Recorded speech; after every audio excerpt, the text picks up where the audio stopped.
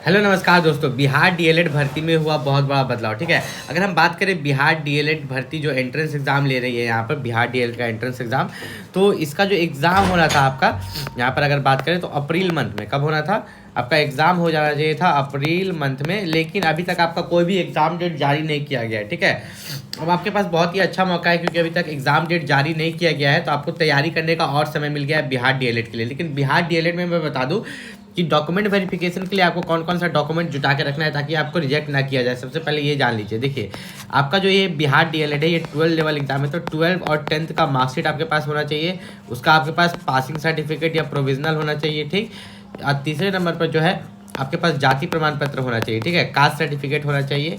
ठीक है, चौथे नंबर पर जो फॉर्म आपने अप्लाई किया है वो फॉर्म अप्लाई का आपके पास जेरॉक्स होना चाहिए। ठीक है, तो इतना चीज़ आपके पास तो यहाँ पर होना चाहिए डॉक्यूमेंट वेरिफिकेशन के लिए बिहार डीएलएड के लिए। अब बात करते हैं कि बिहार डीएलएड का जो एग्ज़ाम पैटर्न है तो इसको आप कैसे क्रैक कर सकते हैं। देखिए बिहार डीएलएड में जो है अगर मोटा मोटा देखें तो आपका हिंदी और मैथ मिला के, ठीक है, हिंदी और मैथ मिला के आपका टोटल हो जाता है 50 मार्क्स। कितना?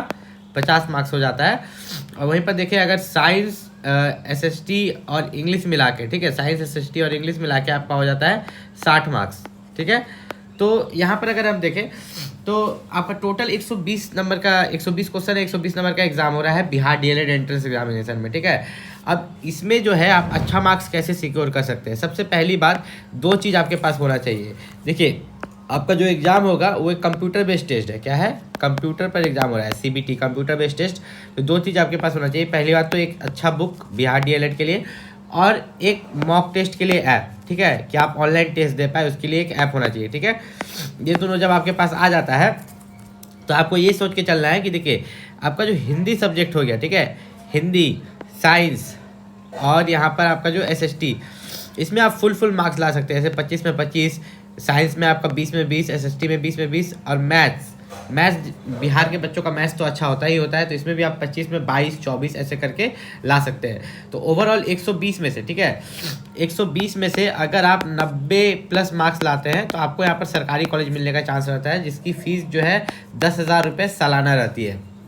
लेकिन अगर 120 में से आप 70 प्लस मार्क्स लाते हैं तो आपको मिलता है प्राइवेट कॉलेज, जिसकी फ़ीस 1 लाख रुपये रहती है। ठीक है, सालाना। 1 साल का 1 लाख रुपये लगता है, 2 साल का कभी कभी 1.5 लाख लगता है, कभी 2 लाख तक भी लग जाता है। ठीक है, वहीं पर बिहार डीएलएड में अगर बात करें नॉर्मलाइजेशन को लेके, तो बिहार डीएलएड में नॉर्मलाइजेशन भी जिसका प्रैक्टिस आपको अभी से करना है। इसका मतलब है कि यहाँ पर जो अलग अलग सिटिंग में एग्जाम होगा, मतलब आपका इजी शिफ्ट और हार्ड शिफ्ट, उसके हिसाब से नॉर्मलाइजेशन किया जाएगा। कितने क्वेश्चन आपने सही किए, कितने क्वेश्चन गलत किए, उसके हिसाब से भी नॉर्मलाइजेशन किया जाएगा।